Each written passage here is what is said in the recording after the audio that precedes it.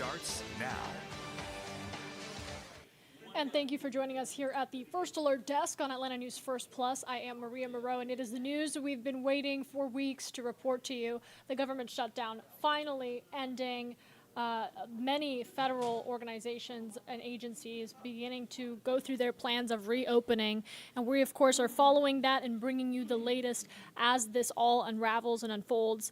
The House passing a stopgap funding bill last night, and then President Trump signing it shortly after that. That is what prompted the reopening of the government. Now, his signature keeps the government running through January. It also funds some key agencies through the 2026 year. The work itself has to continue, and of course it'll be on the lawmakers to make sure that we don't enter another government shutdown at the beginning of next year. But federal employees who were furloughed during the 43-day long standoff will now get to go back to work and receive pay again. Money is going to be soon start flowing to government workers, food assistance programs, and other people impacted by the shutdown. We, of course, have all of the latest breakdown of that stopgap bill, as well as what is expected to happen next on our website, atlantanewsfirst.com, so make sure you check it out.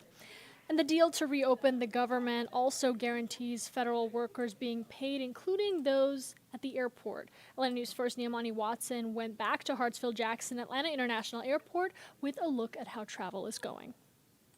Some airlines say operations should return to normal within a few days. Now, so far this morning, we've had at least 80 flight cancellations here at Hartsfield-Jackson Airport and around 9 delays. Not as many as we've been seeing around this time over the past few days. Flight cuts were initially supposed to ramp up to 8% today and reach 10% by tomorrow.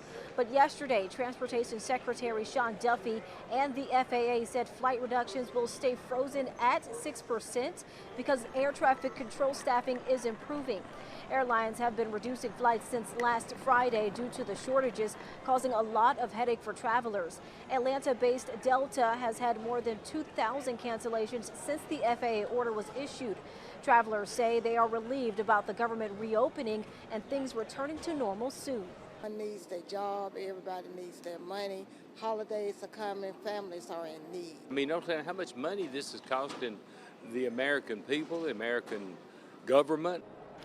The FAA says it will continue to monitor staffing levels as the government reopens and controllers start to receive their back pay. Reported from Hartsfield-Jackson Airport, I'm Neamani Watson, Atlanta News First.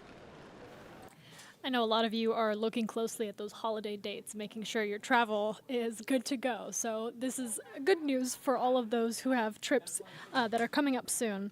All right, let's talk about voting. The city of Atlanta is gearing up for another round of voting, this time for runoff elections. The date is set for December 2nd. Early voting begins next Saturday, November 22nd, including Atlanta City Council Districts 7 and 11. Atlanta Board of Education Districts 2 and 3, the mayor of South Fulton, and the mayor of Sandy Springs also going into runoff. So if those are your counties and you are an eligible voter, make sure that you know your work is not done yet. Your civic duty goes again on December 2nd. You can find a link to your specific polling location and sample ballots in the free Atlanta News First app.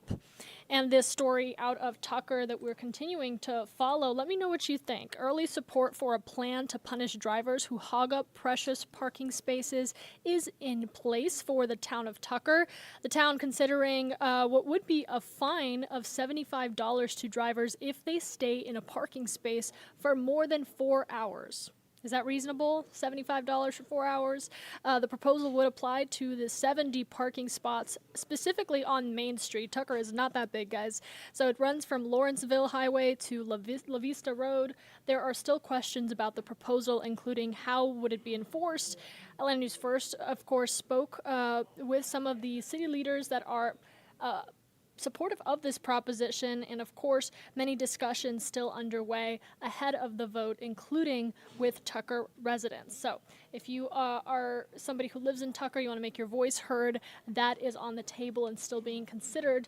In the meantime, let's talk about all of Metro Atlanta, and the lovely temperature that we are expecting, as well as dry temperature that I am looking forward to. I brought out my winter jacket at the start of this week, and I've quickly found myself putting it away. So I want to bring in First Alert meteorologist Rodney Harris with a look at your First Alert forecast. Maria, today's going to be a much better day. 64 degrees is your current temperature in Atlanta. As we take a look at your temperatures hour by hour, 72 at lunchtime, 63 later on this evening, and by 9 p.m. your temperature is down to 54. So here's your 7-day forecast.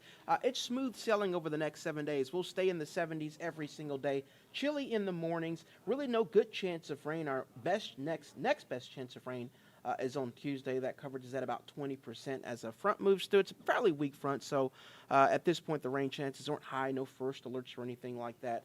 So really a lovely forecast over the next 7 days. We'll keep you up to date on this forecast. You can always find it in the First Alert weather app. Hope you guys have an amazing Thursday, and until next time, we'll see you soon.